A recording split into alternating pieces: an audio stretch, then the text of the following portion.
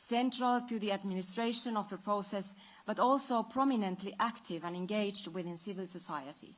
However, the decline in female candidates due to the removal of gender quotas is a setback for diversity, especially as women's active participation at polling stations highlights not just their vital role, but also their demand for greater representation. Lastly, let me come back to the depolarization in Georgia, which we all have followed closely with concern over the past months and even years. With the recent adoption of the law on transparency of foreign influence, I hope its implications for freedom of association and expression will be re-evaluated in the next parliament to protect civil society's vital work in Georgia and continue to ensure all voices will be heard. For a democracy, its true strength is deeply tied to embracing debate, no matter how fierce, as it holds our governments accountable and protects the freedoms we all cherish.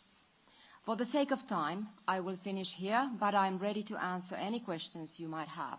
And once more, let me thank the people of Georgia for their warm hospitality. Many thanks. We now move on to Faik Öztürk, who heads the delegation from the NATO Parliamentary Assembly. Good afternoon, ladies and gentlemen, and distinguished members of press. Allow me to begin with a clarification. The NATO Parliamentary Assembly is separate from NATO. I only speak on behalf of the NATO Parliamentary Assembly, not NATO. The NATO Parliamentary Assembly's partnership with Georgia began 25 years ago. It is one of our most important ones. We have been a champion of Georgia, its democracy, and the Georgian people's aspiration to join the EU and NATO. Respect for the shared values of individual liberty, democracy, and the rule of law is an essential condition for becoming a member of NATO and the NATO Parliamentary Assembly. Since Russia started its full-scale war against Ukraine in February 2022, we have redoubled our efforts to support Georgia. But in recent months, we have also made clear that Georgia stands at a decisive crossroads. We have publicly stated that the law on the so-called transparency of foreign influence was a step backwards for the country's democratic consolidation.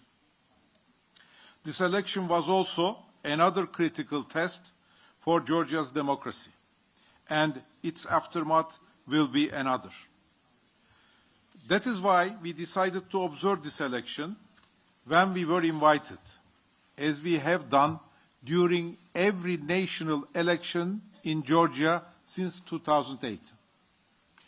Our statement notes a number of negative elements in this election. My colleagues have already addressed many of these, but what has personally worried me most was the tense, deeply polarized environment, instances of intimidation and pressure on voters outside polling stations, compromises of vote secrecy, an uneven playing field, and the highly divisive rhetoric and imagery, for example, on banning key opposition parties. It is now my duty to report back on these elections so that the Assembly can calibrate its relationship with the Georgian Parliament and explore how to best support the Georgian people, who have demonstrated again and again that they want a democratic Georgia in the EU and in NATO. Our statement today clearly outlines many of the difficulties Georgia faces on its path of democratic reform and consolidation. That is yet another reason why the NATO PA will continue to press for the establishment of a Center for Democratic Resilience within NATO headquarters to defend and advocate for democracy and be a resource not only for our members, but also for partners like Georgia. And to finish, I would like to thank the 29 members of Parliament from the NATO PA delegation coming from 11 NATO member countries and 9 of our staff, for their dedication and hard work over the last few days.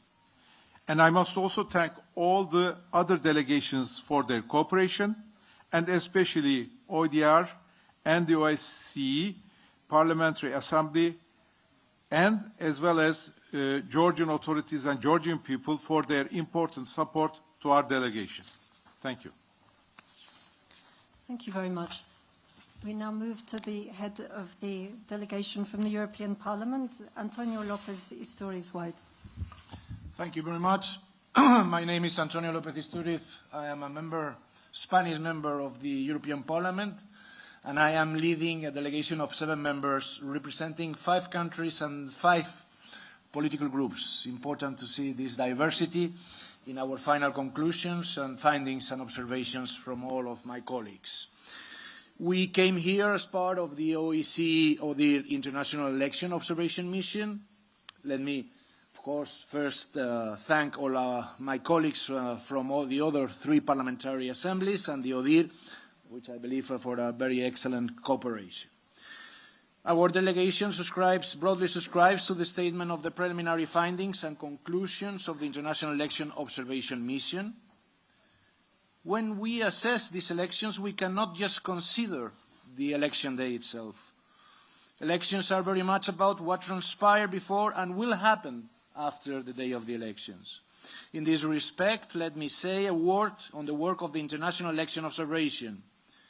It has been reported by the press and the ruling party on election night that international observers comment positively on elections. How is it possible when we are holding our press conference only now? Reliable election observation is the one based on long-term observation, deep analysis of the entire context of the electoral process before, during, and after the election day. This is the reason we are here today all together to tell you about the findings of a serious long-term election observation. Let me now turn to the broader context. Georgia was granted candidate status in December 2023 on the understanding that it would fulfill conditions and take steps set out in the Commission's recommendations of 8 November 2023. Instead of using this historic opportunity, the Georgian Parliament adopted several controversial laws which had very negative consequences for Georgia's European aspirations. The most prominent of them is the law on transparency of foreign influence. It was adopted despite mass protests by Georgian citizens and repeated calls from Georgia's European partners to withdraw the draft law that in spirit and content contradicts European Union's norms and values. Georgia's EU accession process was effectively frozen as a direct consequence of its adoption. It is a regrettable development, considering that Georgia was once a champion of democratic progress with Euro-Atlantic aspirations. During the electoral campaign, the ruling party used anti-Western and hostile rhetoric, targeting Georgia's democratic partners, in particular the European Union, its politicians and diplomats, promoted Russian disinformation, manipulation and conspiracy theories. Paradoxically, the government further claimed that it was continuing Georgia's European integration. We also regretted the fact that less than a year before the elections, the Georgian Parliament adopted amendments to the country's electoral code that modified fundamental aspects of the country's electoral legislation, abolishing mandatory parliament quotas for women on parliamentary candidate lists, and changing the composition of the Central Election Commission. We were particularly concerned about the reports of the violence, intimidation, hate speech, persecution and repression against the opposition, civil society and independent media. The ruling party further heightened the tensions by stating its intention to seek legal action for banning certain opposition parties. The Georgian people were presented with stark choices. The ruling party claimed that choosing between itself and the opposition was a choice between peace and war, whereas the opposition presented this as a referendum on Georgia's geopolitical orientation. Although outwardly the campaign was quite subdued, there were signs that efforts were underway to undermine and manipulate the vote.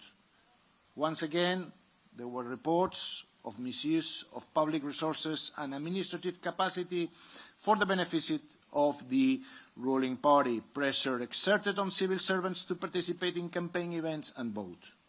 We were alerted by various interlocutors about confiscation of identification documents. There were examples of institutions such as the newly established Anti-Corruption Bureau being instrumentalized for political purposes during the campaign.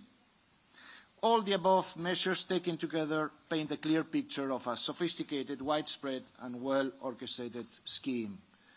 Let me say a few words about the election day. Our delegation observed the vote and the counting in many cities and regions: Tbilisi, Metzeja, Gori, Tel Aviv, Lagodehi, Marnueli, Bolnisi. We met many attentive and dedicated staff working in the polling stations. Their job was particularly challenging this year, not only for political reasons. It was the first time that a fully proportional representation system was used. It was also the first time that electronic devices were used for voter identification and counting in the vast majority of polling stations. This was a challenge for some voters, but also for some members of the Precinct Election Commission. We were surprised to see cameras in all precincts, which was not foreseen by the current legislation. Our European Parliament teams witnessed in some precincts high tension, confusion and chaos. In one case, ballot box stuffing, physical assault on observers attempting to report on violations, observer and media removal from polling stations, tearing up observers' complaints, intimidation of voters inside and outside of polling stations, presence of multiple party-affiliated observers posing as citizen observers. Furthermore, voting secrecy was not always assured. We do support the continuous commitment of the Georgian people to democracy, sovereignty, and freedom of their country. We express deep concern about the democratic backsliding in Georgia. The conduct of yesterday's election is unfortunately evidence to that effect. We fear that the climate of hatred and intimidation that was also mentioned before we witnessed on the election day could seriously undermine the political process in Georgia. It is important that the reported violations during the election day are investigated and addressed. We invite the Georgian authorities to fully implement the recommendations of the OSCE ODIHR International Election Observation Mission. Georgians cast their vote yesterday, choosing among different parties and coalitions. This democratic choice is a fundamental right, and taking legal steps to ban opposition parties is unacceptable for a democracy. We will continue to support democratic aspirations of the Georgian people. Thank you very much, DD Madlova. Thank you very much. And finally, last but not least, I give the floor to Owen Murphy, who heads the ODIHR Election Observation Mission. Thank you, Katia. And thank you all for coming today. You're all very welcome. And I'd like to also thank the people of Georgia for their warm welcome and their hospitality. The ODIHR component of our election observation mission has been in Georgia since the beginning of September. And our core team has been based here in Tbilisi with long-term observers deployed across the country since the middle of September. And members of the core team have also made visits to different regions of the country as part of our work. And I want to thank the people of Georgia for the reception they have given us when we have made those visits. Today we together publish a statement of preliminary findings and conclusions, and I will base my remarks on that document. These elections, as have been noted, were the first held under a fully proportional electoral system. They were also the first to witness the widespread introduction of new voting technologies. However, these significant electoral changes took place against a backdrop of a deeply polarized political environment, which has been further marred by concerns over recently adopted legislation and its impact upon fundamental freedoms and on civil society. And it is also important to note that recent changes to the election laws earlier this year reversed some previously existing positive provisions. For example, the abolition of gender quotas, which has been mentioned, as well as amendments to the composition of the Central Election Commission. Some words specifically on the campaign. We have had 30 long-term observers deployed across the country since the 19th of September, and they have attended more than 50 campaign events, as well as observing other campaign activities. We also observed campaigning on social networks, which is unregulated. The campaign was competitive, and contestants could generally campaign freely, but overall, and notwithstanding some larger public events in the final days of the campaign period, the campaign was subdued.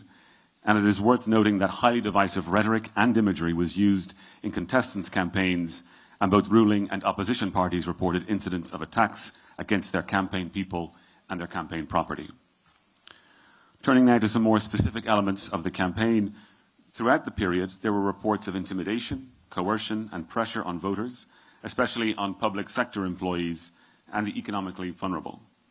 This raised concerns about the ability of some voters to freely form their opinions and cast their vote without fear. This is at odds with OSCE commitments and international standards.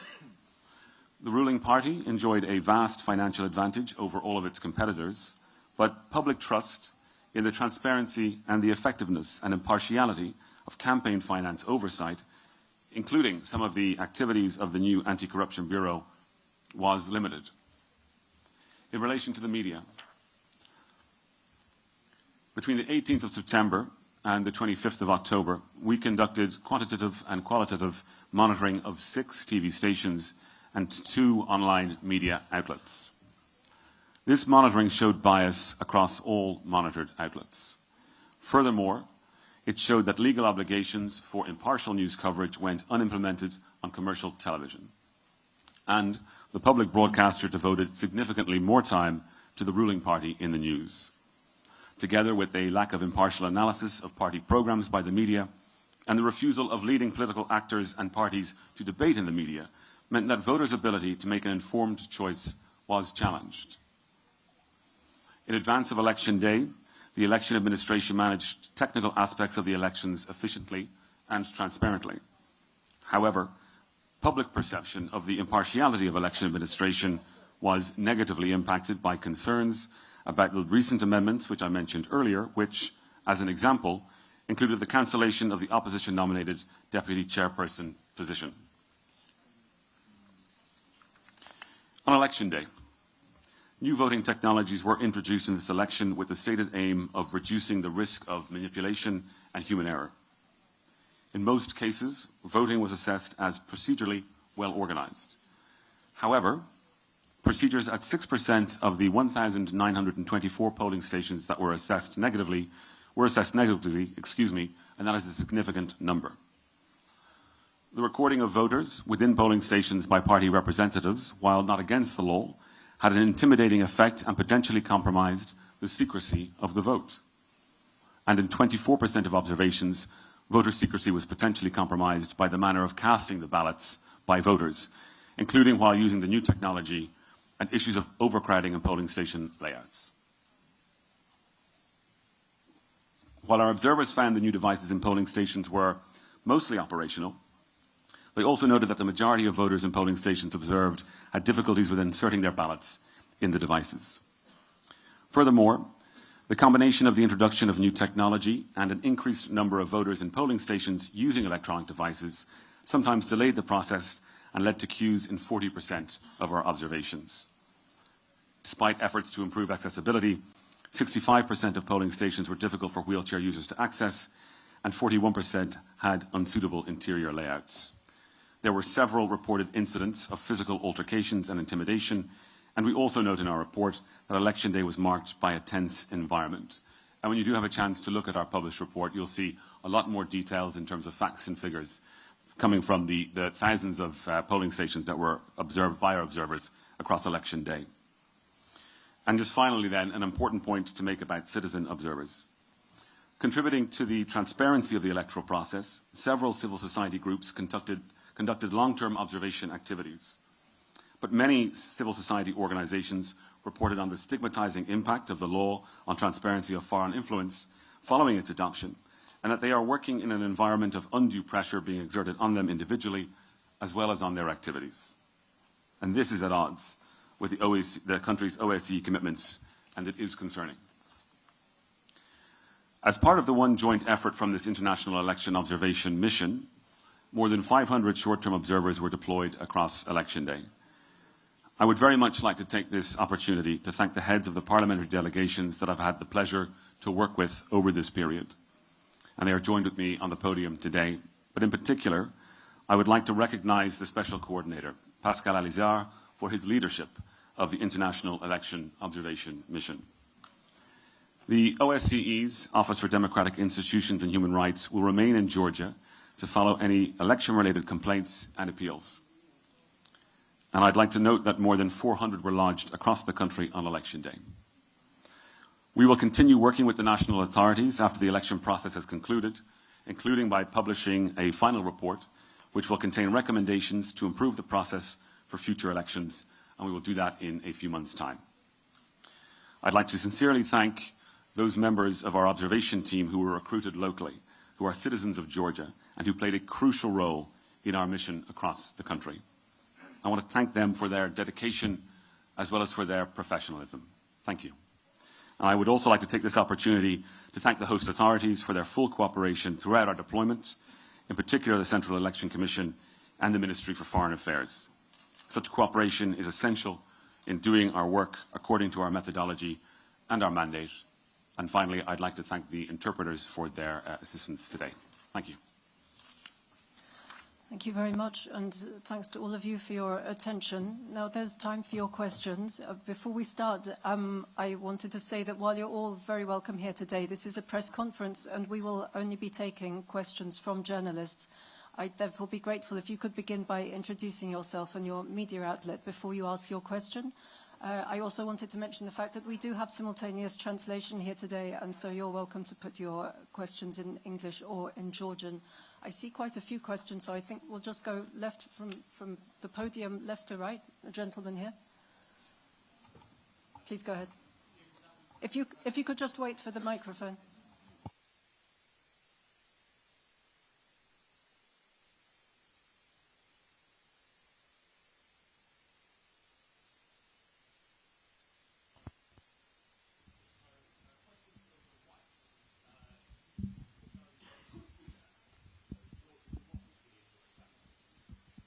I'm sorry, I think you'll need to wait because the translators... Hello. Oh, yeah, there we go. Gabriel Gavin, Politico.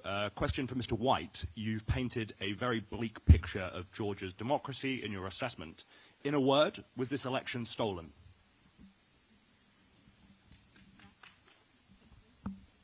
Give me the second.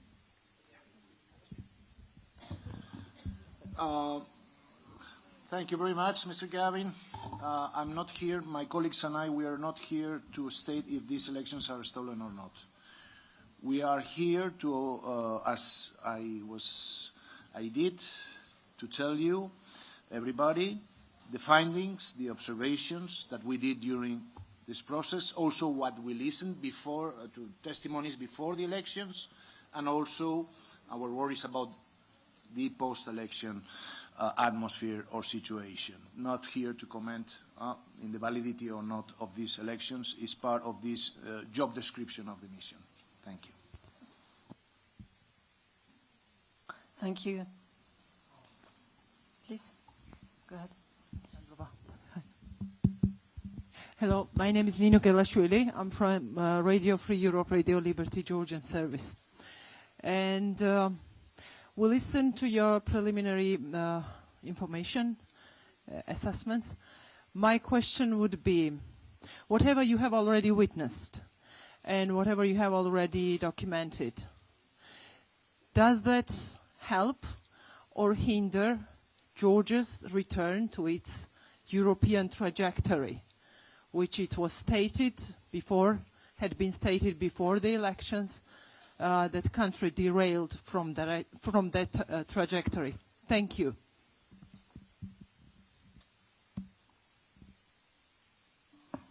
Thank you for that question. In my opinion, it's too premature to tell anything about that. It really depends on what happens after the election, what kind of government will be constituted, and also what kind of steps the new government will be taking as regards the addition to the European Union. But to my understanding, it has been also stated in the Constitution that this is the aim of these people.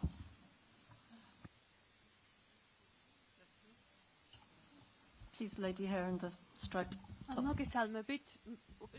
მთავარი არხი მადლობას გიხდით იმ საქმისთვის, რომელიც გაწიეთ საქართველოში ამ დღეების განმავლობაში.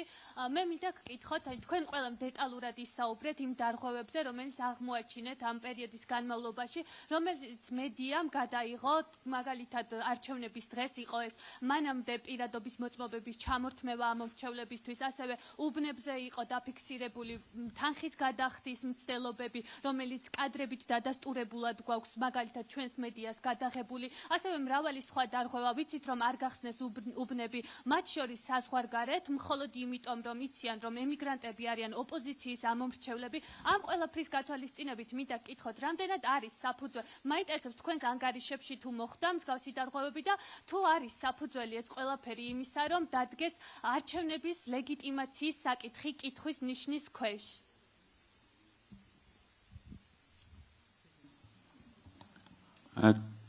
Thank you for your question, and your question essentially about violations that were observed on election day. Just to reiterate that, working together, our delegations had more than 500 short-term observers deployed across the country. As a result of that number of observers, we were able to make more than 2,000 polling station visits. We have a very rigorous methodology that we work to. I know that people in the media would have seen accusations of ballot box stuffing in at least one location. And we note in the report that the Central Election Commission then invalidated the results from that polling station.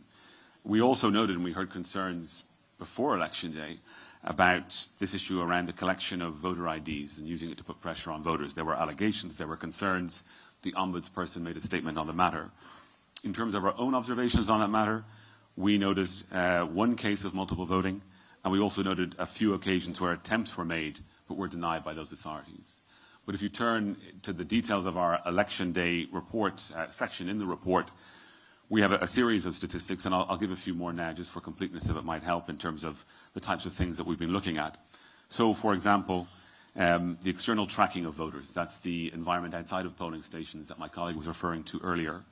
10% of our observers, there was 10% of our observations of unknown individuals outside of polling stations, and 7% observed party representatives inside of polling stations. We had 40% of polling stations with long queues because of the new technology and limited voter numbers. We had a lack of adequate instructions for voters.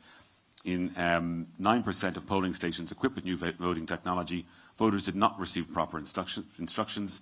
And of course, as has been noted, reported by some voters, in 54% of polling stations, we had concerns about difficulties in using those new voting technologies. I already mentioned the issue about ballot box stuffing and some very limited confirmed cases of people to attempt to vote on multiple occasions. There have also been allegations of vote buying. These allegations were frequent, and we mentioned indication of these in our statement. Thank you. Please go ahead. As I'm a consensus man, we had a quote for the previous question about the European question. No?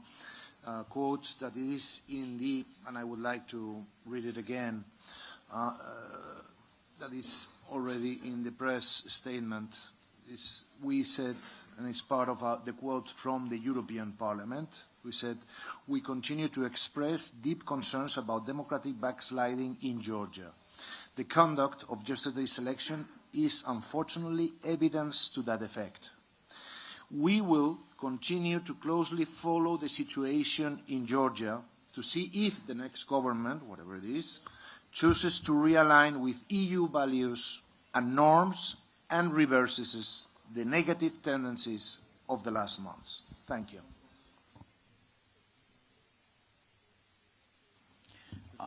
As I will have to catch a flight very soon, and I'll be leaving after answering you, I want to echo your concerns and the remarks you've had with everything that has happened before the election day and during the election day. And I want to reiterate my statement that all this information lead us to question the fairness of the process leading to this moment. Thank you. Thank you. If I could just...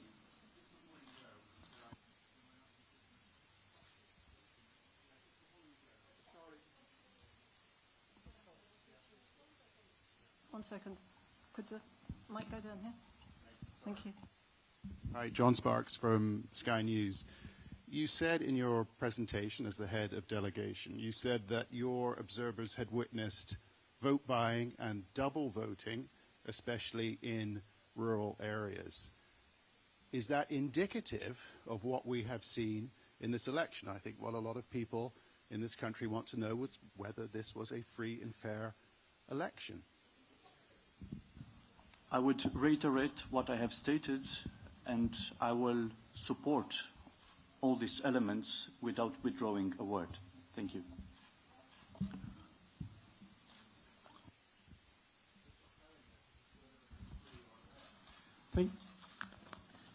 So if I could just...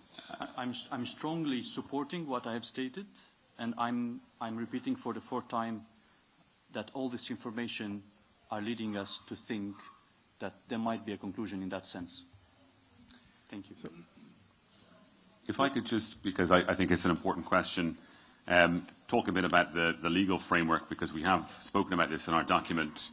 And when it comes to looking at the legal framework for conducting democratic elections, we do note that it is adequate.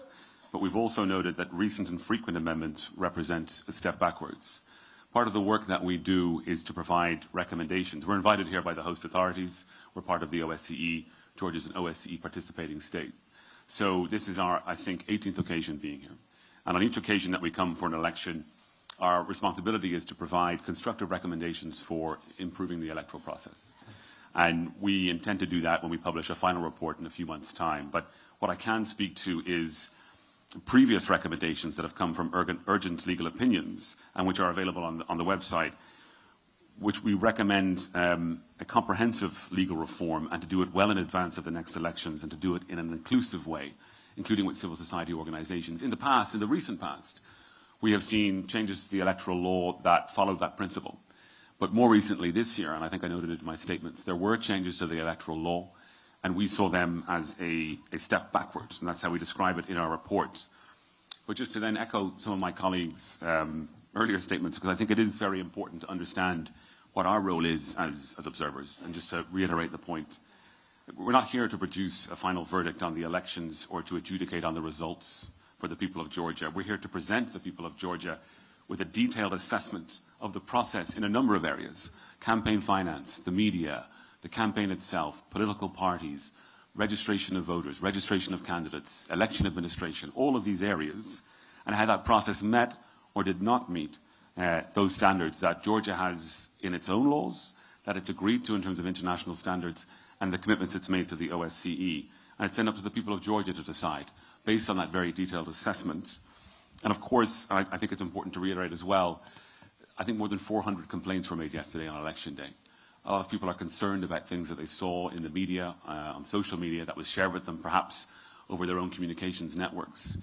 We remain in the country to follow the election dispute and resolution process so that if people have these concerns, if they have evidence, they take them to the appropriate authorities, through the commissions, through the courts, and we are here to then track that process and see where that comes to. Thank you.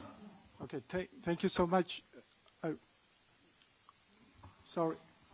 Maybe, as my colleagues already commented, an election is always a complex process, and it would be neither fair nor responsible to reduce it to a simple black and white assessment. However, we did acknowledge the advantage of the government party in terms of their financial resources and the fact that they are the incumbent within our report. As in all electoral competitors, this does have an effect how parties may be able to reach voters, and also contributes to an unlevel playing field, which is also written out in our report. Thank you very much. The gentleman here, then... Okay, thank you so much. Here, and then we go back in this direction, okay? Please. I am from TV channel Rustavi 2, Miriam Gorgodze. I would like go to directly on the final results.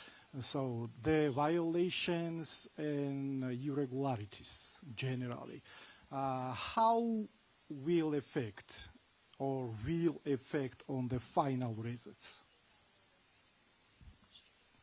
If you can say.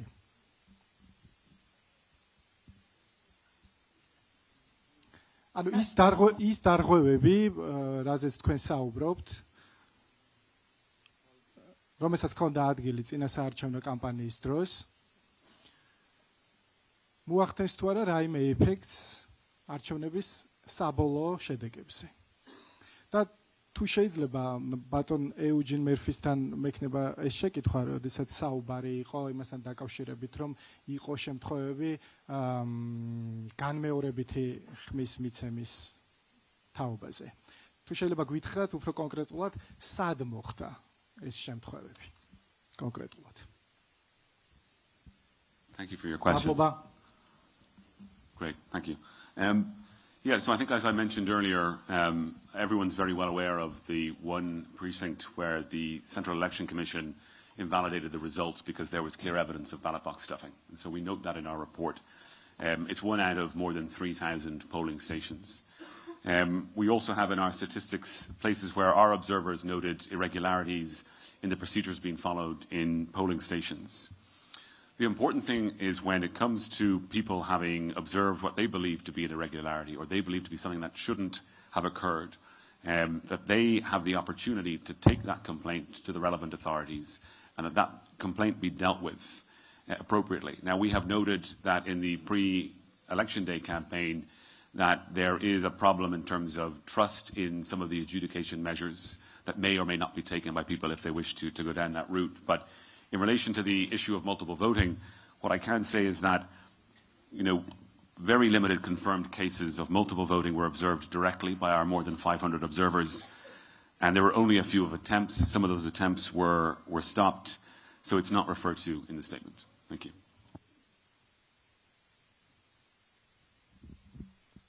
Please go ahead. If you could just wait for the microphone.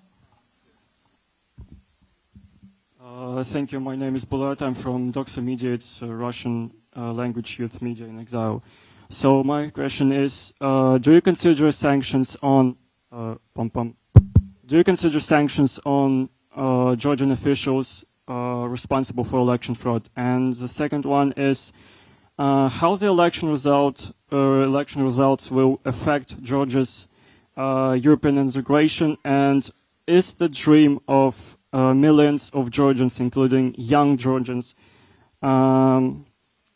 dream to join the European Union now doomed? Thank you.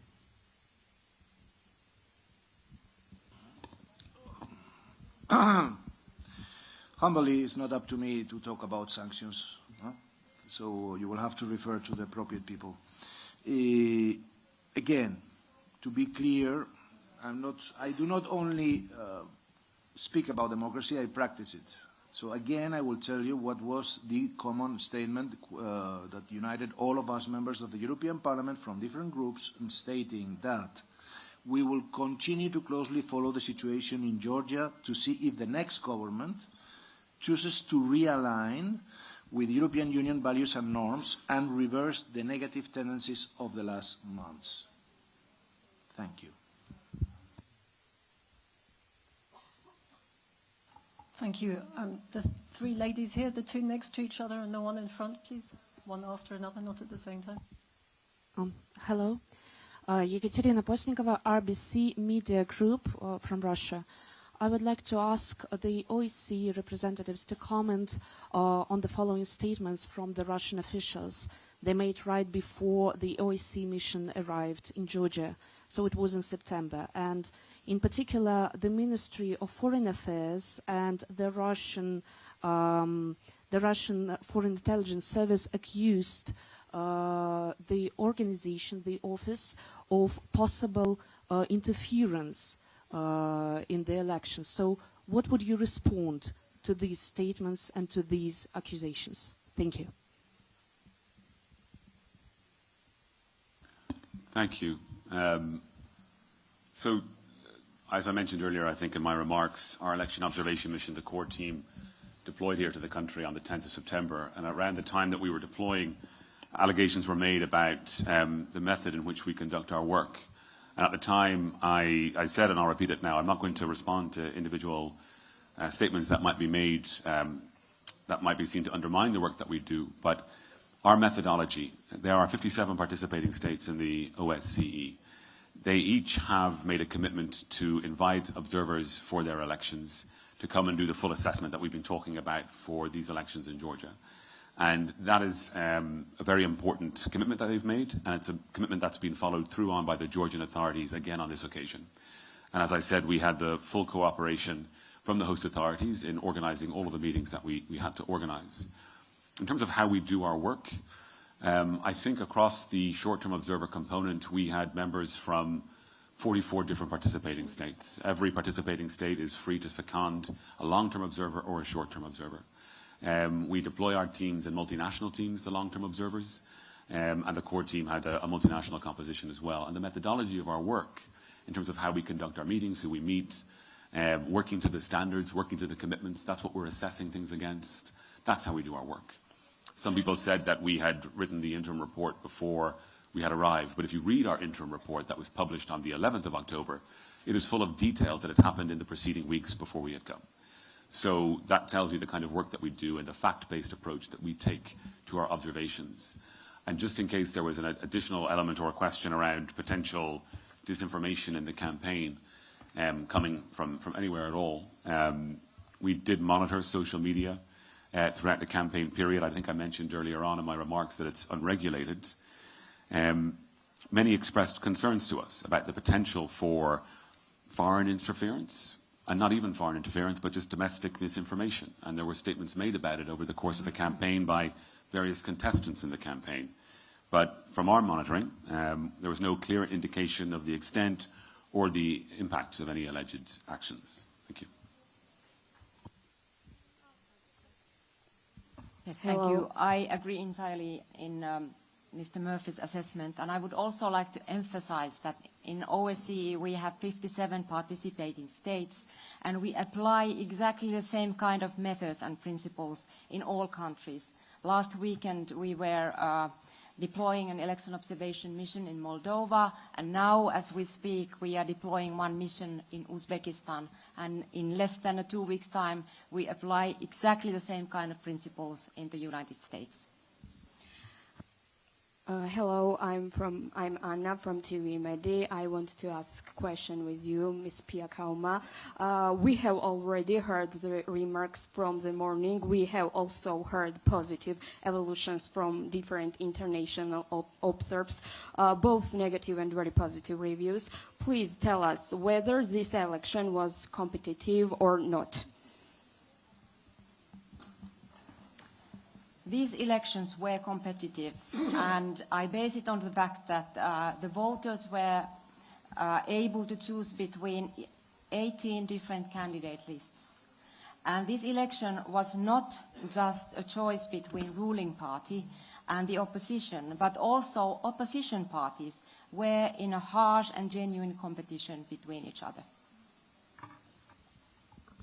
გამარჯობა, ტელეკომპანია მაესტრო, ნინი გოგიშვილი. ჩვენ მოვისმინეთ თქვენგან, რომ ზოგიერთ დარღვევასთან დაკავშირებით ახლა მიმდინარეობს გადამოწმება, ზოგიერთი დადასტურებულია, თუმცა იმ შემთხვევაში თუ თქვენს მიერ ჩამოთვლილი ყველა დარღვევა დადასტურდა ან ნაწილი. ეს მოახდენს თუ არა არჩევნების შედეგებზე გავლენას, კონკრეტული პასუხი რომ გაგვცეთ ამ შეკითხვასთან დაკავშირებით. მადლობა. Sorry. Thank you. It will have an impact on our statement and the reaction afterwards by the European institutions. After we find out, we are asking, again, sorry if I refer always to this, the opinion of all my colleagues and myself, that the investigations are addressed, that the violations during and after the election day are investigated and addressed. If this is the case, then I'm sure afterwards we will be in a position to talk about it. And if I could add to that as well, because I might have, I'm not sure I said it earlier on, but we are going to keep a component. I mean, the core team is going to stay here in Georgia to follow the process that you've just talked about. if people, where they feel that there has been a serious infraction or any infraction at all and want to take that case through the mechanisms that are here and available to the people of Georgia, we'll stay in the country to monitor that.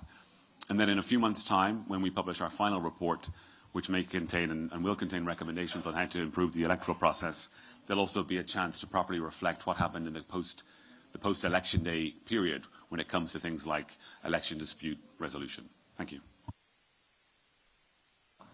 Thank you very much. The three ladies there, one in the white shirt first.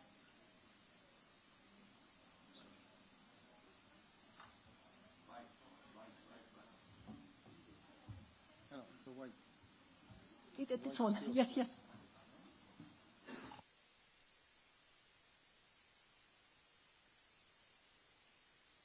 Thank you very much. My question, I'm from the Norwegian paper Alting, and my question is to Mr. White and Alessandro.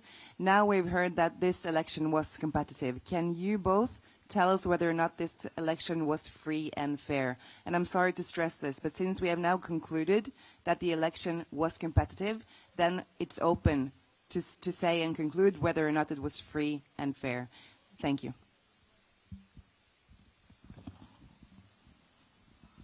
Who was addressed? In my case, I don't know where this word competitive comes from. Okay. It's not something, the language that we are using in our findings and in our paper. By all, no, I'm talking on behalf of the European Parliament. So there is not any mention here in our declaration about that. Thank you. I think to be clear, I mean, just to add to the question, I mean, a campaign or an election is about more than just the campaign. It's about the things that we discuss in relation to things like voter registration, candidate registration, the electoral legal framework, the finance laws, the different bodies that are involved in investigating those finance laws. What's the media environment like? We go through all of those issues in our report. But when we talk about the campaign being competitive, we also know that it's subdued, and we also talk about contestants generally being able to campaign freely, but we then talk about reports of intimidation, coercion, and pressure on voters persisting, especially on public sector employees. And that raised concerns about the ability of some voters to freely form their opinions and cast their vote without fear. And that is at odds with OSCE commitments, excuse me. But again, just to emphasize the purpose of why we're here today, it's not to produce that final verdict on the elections or adjudicate on the results in that way. We'd make a very, very detailed assessment of each aspect of the election, and we present it to the Georgian people. And it's for them then to make their own judgment based on all those different aspects that we have highlighted in our work. Thank you. It's not a white or a black answer. It's not possible. With 18 free candidates lists, it was a competitive election. But our observations, our remarks are very serious and are also opportunities for a very large progress for Georgian people to be closer of the European Union standard. And I think it will need a comprehensive progress together. We can be positive also for the future. Thank you. We have time for two more questions. The lady in the black there has been waiting for a long time. Thank you.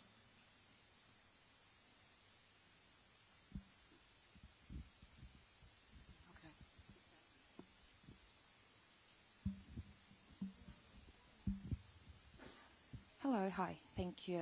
Maria Katamadze, Deutsche Welle. So the local observers said that there was a significant impact on the election results. Do you agree with that assessment? And if so, to what extent? Or if not, please explain. Thank you. Well, thank you very much for your question. So, again, just to repeat so people can be clear, we can only speak to what our observers observed. And in that context, we had more than 500 observers that made more than 2,000 polling station visits. They were there for the opening, they were there for the voting, and they were there for the closing and the counting. And how we assessed the opening of polling stations was generally positive. When we look at voting, we talk about it being mostly well organized, but I did say that in 6% of more than 1,900 observations, we assessed it negatively due to indications of pressure and intimidation on voters, tension, unrest, and overcrowding. And we also talk about voter secrecy being compromised in 24% of cases, which is high. These are the conclusions that we come to in our report. And I'm sorry that you don't have it in front of you, but it is, I think, on its way to you immediately. It is a detailed report, and it has all of our statistics from all of our observations that were made across the course of yesterday. Thank you. Thank you very much. The gentleman in green here, and I'm afraid we'll have to leave it there. Hello, Anton Kokaya of Irel. How do you assess these elections, the pre-electoral environment and the election day, in comparison to the other previous elections held in Georgia? Was it any better, any worse, or was it more of the same? What's the trend? Thank you. Well, thank you very much for your question. According to our methodology, we don't compare elections between countries, and we don't compare them within the country. So we only speak to the electoral environment as we encountered it on this occasion. And in our document, we talk about, obviously, some of the new things that are happening in this election, which are relevant in terms of the electoral environment, such as the move to a fully proportional electoral system. We talk about the widespread introduction of new voting technologies, another significant development. 90% of voters now using this new method of voting. But also, when we talk about the environment, we talk about these significant electoral changes taking place against this backdrop of a deeply polarized political environment. And that's been further marred by concerns over recent legislation and the number of pieces of legislation adopted this year we're referring to there, and the impact that that legislation has had on fundamental freedoms and on civil society. So when we talk about the environment on this occasion, we very clearly make those remarks. Thank you. Thank you very much indeed. The report and the press release in both language versions are available as you leave, and they're also published on ODIHR's website. Thank you very much again for your interest.